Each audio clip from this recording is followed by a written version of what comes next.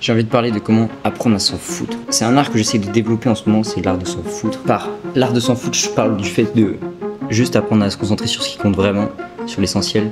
Arrêter en fait de regarder par terre et commencer à lever les yeux pour regarder vers le ciel.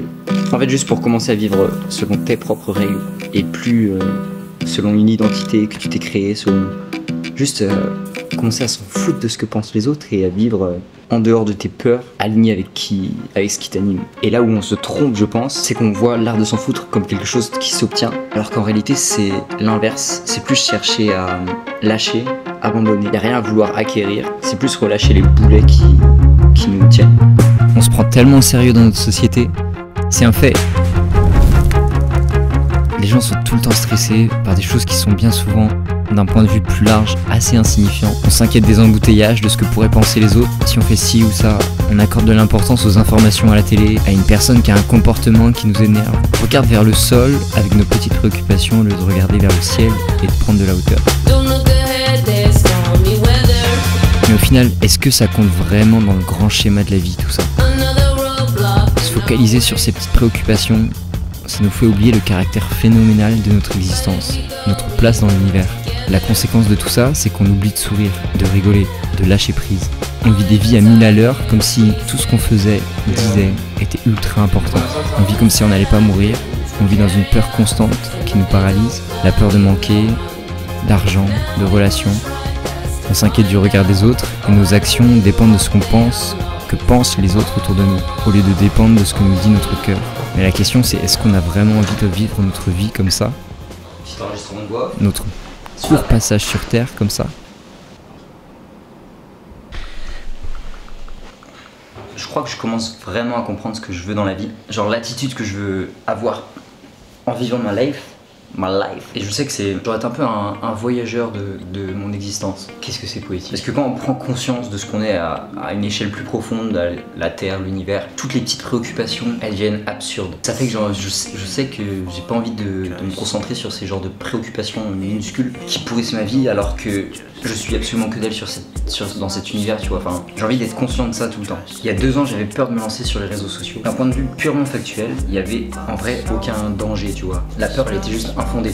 En soi, j'allais pas mourir, peu importe ce que je faisais. À la rigueur, il y avait des gens qui trouvaient ça bizarre, ok. Mais en vrai, la plupart des gens s'en foutent complètement. Et c'est drôle de voir que malgré le fait de savoir ça, on est dans la peur et on n'agit pas. Et j'avais pas envie, j'avais peur d'agir, de me lancer. Pareil, imaginons, je vais aller voir une fille dans la rue. Il y a encore 1 an, 2 ans, j'aurais été flippé de ça et je serais jamais allé voir même si la fille me plaisait, tu vois. Alors que factuellement, il y a soit ça se passe bien et c'est cool, soit ça se passe mal et en vrai, au bout de quelques jours, quelques semaines max, elle m'a oublié. Genre il n'y a pas de gravité et pourtant on est paralysé par la peur, une peur qui est infondée. Le problème, c'est qu'on est dans une illusion. On croit que tout le monde va nous juger, on croit qu'on va mourir si on se fait rejeter. Tout ça, c'est que des illusions dues à un manque de conscience. En yoga, on appelle Maya cette illusion qui voile la réalité et fait apparaître le monde phénoménal, nos pensées, comme la réalité. C'est-à-dire qu'il nous bloque dans un niveau de conscience plus bas. Ce qui fait qu'on s'arrête à des petits trucs de la vie qui n'ont pas réellement d'importance. Ouais, c'est très lourd, c'était horrible pour faire du vlog. Ce qui fait qu'on s'identifie à notre masque, notre personnage qu'on joue au quotidien. Ce qui fait qu'on prend nos pensées pour la réalité. Et le but du yoga, c'est de développer cette compétence de discrimination, c'est-à-dire avoir derrière le voile de Maya, dépasser l'illusion. Je sais pas le b-roll de quoi ça va être. Mais attends, ça vaut vraiment bien là. Oh. Il a joui en même temps que je mangeais ma truc. C'est nickel. Donc là ils vont sentir l'émotion. On était au un dernier. Vas-y. Bien. C'est amusant.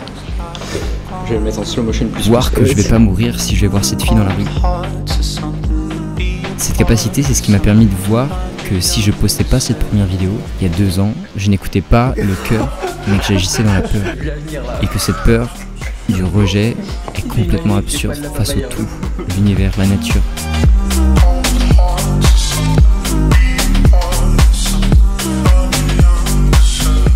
Si j'étais resté dans l'inconscience, à croire que tout le monde va me juger, à croire que je ne suis que mon ego, je n'aurais jamais posté cette première vidéo. On dirait Tortue Géniale. On dirait qu'il est génial, mais Tortue, je sais pas.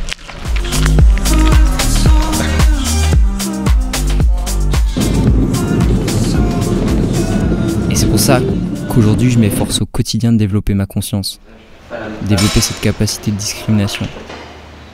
Elle est où l'enceinte, Milan? Mais le truc c'est qu'on a beau savoir que nos actions sont assez insignifiantes à l'échelle de l'univers, que tout ce qu'on a connu, notre ego et tout ce qu'il y a autour de nous finira par disparaître, on continue à vivre comme avant, dans la peur, dans la souffrance.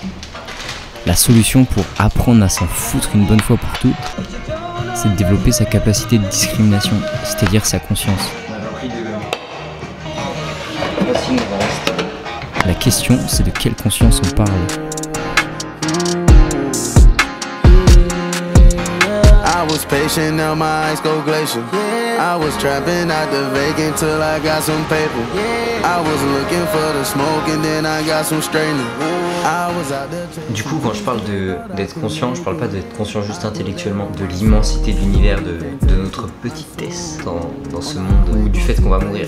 Je parle pas d'être juste conscient de ça, tu vois. On peut être conscient de ça et ça change rien. En fait, la conscience doit être plus profonde. Si on veut vraiment dépasser tout ça et commencer à s'en foutre, la conscience doit dépasser l'activité mentale pour pouvoir sortir de Maya, de l'illusion. C'est comme si on devait être conscient par la pensée du fait qu'on n'est rien dans cet univers et tout ça, mais le vibrer au plus profond de soi-même. Et pour développer cette conscience, on est obligé de revenir au corps. Pour ne plus seulement être conscient de la pensée, mais conscient de tout son corps à chaque instant. Et quand tu commences à goûter à ce truc d'être plus conscient à un niveau plus profond, tu commences à porter ton attention sur ce qu'il mérite vraiment. Et donc, le regard des autres, tes peurs, tout ça, ça part avec l'arrivée de cette conscience. Mais donc par quel moyen on développe cette capacité à voir les choses telles qu'elles sont réellement? Par quel moyen on développe sa conscience? C'est là tout le but du yoga. En yoga, il y a 5 gros obstacles qui sont créés par la pensée et qui nous empêchent de voir les choses telles qu'elles sont réellement, qui nous empêchent d'être conscients et de lâcher et d'être dans cet art de s'en foutre. Ce qu'on appelle les kleshas en yoga, qui sont l'aveuglement,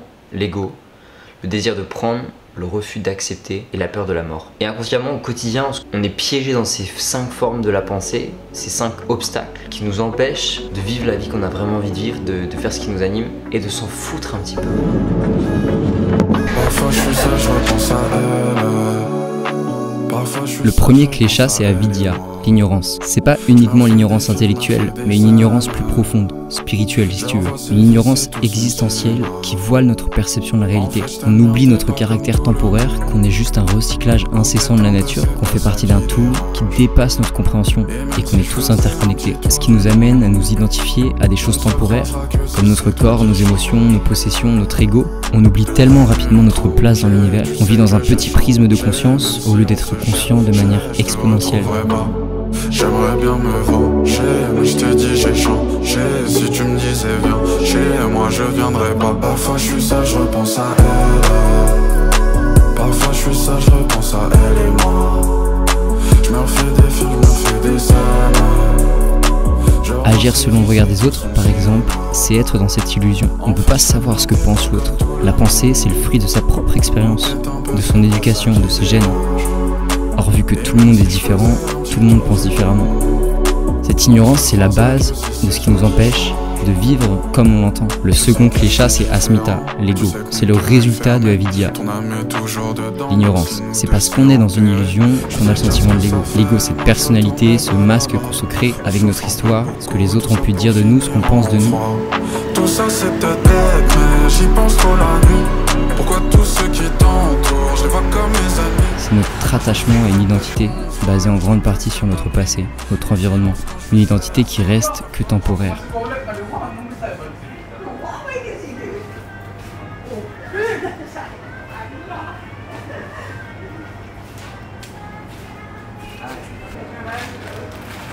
On va mourir, notre corps va se décomposer. C'est absurde de croire que notre pseudo-identité va survivre à l'impermanence du cycle de la nature. Le regard des autres, c'est que le fruit de son ego, de nos projections sur l'autre. Et il nous fait croire que notre valeur dépend de ce que pensent les autres. Ce qu'on est réellement, c'est pas Bob, c'est pas John, on est de la poussière d'étoiles. On est des atomes qui changent continuellement de forme depuis des milliards d'années.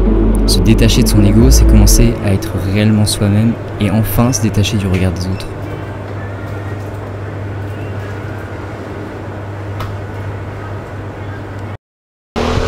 T'as vu? Il faut juste être En fait, faut juste communiquer. C'est pas possible d'être haineux envers quelqu'un qui t'envoie que de l'amour, genre vraiment du pur amour. Mec, en fait, juste quand t'arrives vers la personne, tu lui dis mec, je t'entends, et bah mec il peut que te dire mec je te vois. Ouais mec je te vois, c'est vrai. Mec dès que je lui ai dit I got you, mec son visage il a changé. J'explique vite fait. Vas-y. Le gars il nous a un peu engueulé de manière violente parce qu'on filmait avec deux caméras dans tous les sens, ce qui est compréhensible. Mais du coup il s'est un peu vénère et après on est revenu le voir en mode pisse quoi. Et du coup il a changé d'attitude. Faut être qu'amour. Incroyable, soyons qu'amour. Voilà. On va bouffer. Ouais. On va être amour, avec le poulet là. J'ai l'impression d'avoir bien un truc. Est-ce que ça t'a fait genre ouais, genre prendre conscience que waouh en fait l'amour c'est la clé de tout. Ouais, ça confirme ma théorie en fait. C'est cool, c'est trop cool. Ah ouais, tu vois c'est là que je me dis Gandhi il avait raison. Tu vois il a choisi, genre c'est impossible de battre la haine avec la haine, genre c'est impossible. Le feu par le feu c'est pas possible en fait.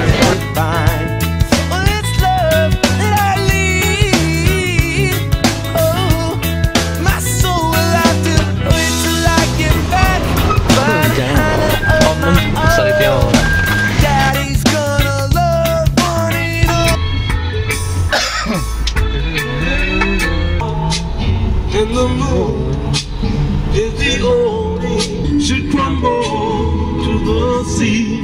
And darling, darling, stand by me. C'est tellement lunaire la vie, mec. Je crois. Ouais, je crois aussi. Est-ce que je nous tue et je mets un barbecue?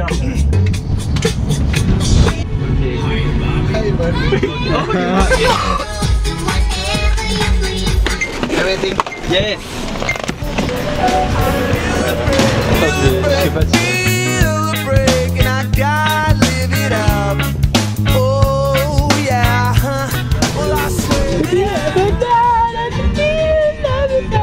Of course you know that. Wow. Gars, ça me fait la même tête ou quoi? You. You're a friend. Okay. You're the best. Yeah. Les gars, on va être que des rayons de soleil pour les gens en fait. Ouais. Une bubble de love. Regarde, on aurait pu pas avoir une soirée de merde après l'autre qui nous a agressés. On a pu se dire l'humanité n'en vaut pas la peine. C'est pas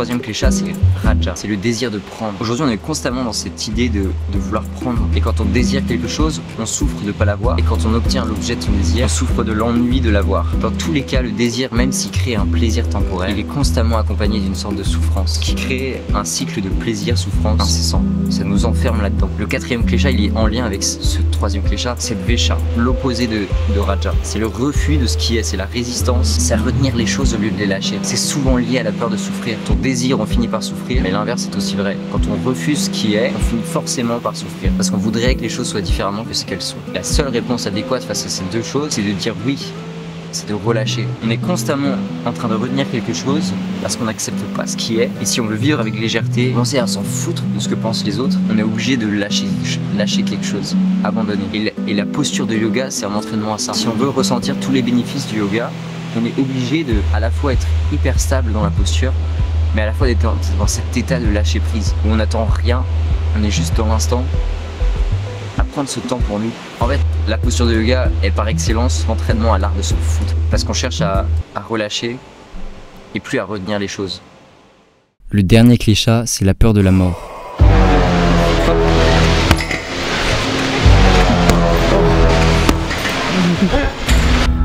Sans s'en rendre compte, la peur de la mort est enracinée en nous dans toutes nos actions au quotidien. On agit en fonction d'elle sans même s'en rendre compte. On est dans la crainte constante de perdre ce qu'on a, un attachement excessif à notre argent, notre matériel, nos proches. Et cet instinct de conservation se manifeste de 1000 façons, parfois de manière enfantine. Quand j'étais enfant et que je devais partager un gâteau avec mon frère et que je prenais le plus gros bout alors que, objectivement, j'avais pas senti la différence avec le plus petit, pourtant c'était vital pour moi de prendre le plus gros. Mais ça peut être aussi l'envie d'avoir la meilleure place au cinéma pour être sûr d'être bien placé. Autant de moments où la certitude de mourir un jour entraîne l'ego à s'approprier pour se rassurer. C'est cette peur inconsciente qui nous empêche de vivre la vie qui nous élèverait en tant qu'humains, qui nous empêche de prendre ce risque, qui créerait la vie de nos rêves. Le regard des autres, c'est quoi? C'est inconsciemment la peur de la mort. À une époque, tu te faisais rejeter par le groupe, tu te retrouvais seul dans la nature, ce qui était le signe que tu allais mourir. Il fallait à tout prix éviter le rejet. Et aujourd'hui, on vit encore dans cette peur exagérée du rejet.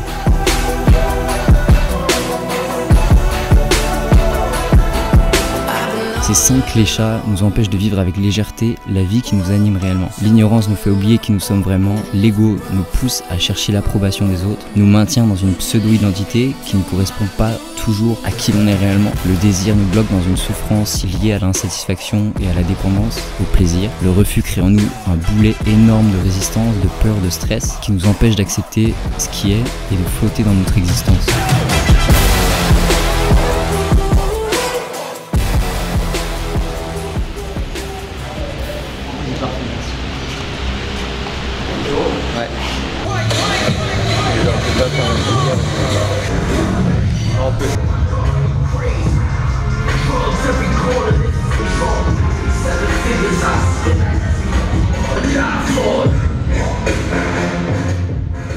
Mais comment ne plus être victime de son mental, de ses clés-chats et retrouver cette conscience? La cause principale de ces souffrances, de ces clés-chats, c'est la confusion. On ne peut pas sortir de cette souffrance par la réflexion, le mental. Ça rajouterait encore plus de confusion. C'est pour ça que ça marche pas de juste être conscient intellectuellement du problème. La conscience doit se faire à un niveau plus profond. Pour sortir de cette confusion, retrouver la clarté, la paix qui permet d'être conscient à ce niveau plus profond, il faut pratiquer le yoga dans son ensemble.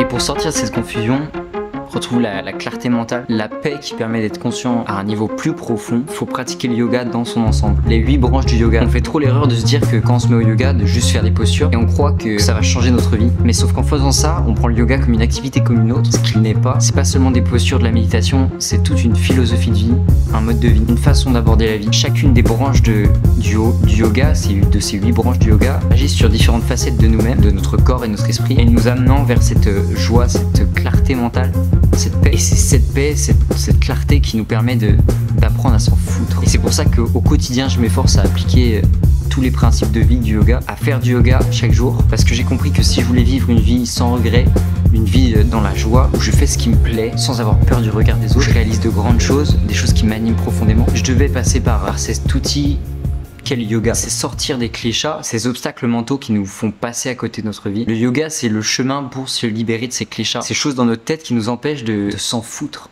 Le yoga, c'est là pour se libérer de l'emprise qu'a notre mental sur nous, faire sortir de l'ignorance, dépasser l'ego, ne plus être dépendant du désir de prendre, apprendre à lâcher prise, à dépasser la peur. C'est vers ça que nous mène le yoga. Hello, pour la rentrée et à l'occasion de cette magnifique vidéo, j'espère que t'as kiffé en vrai. J'ai adoré la faire, genre c'est un résumé un peu de mon voyage, de plein de choses.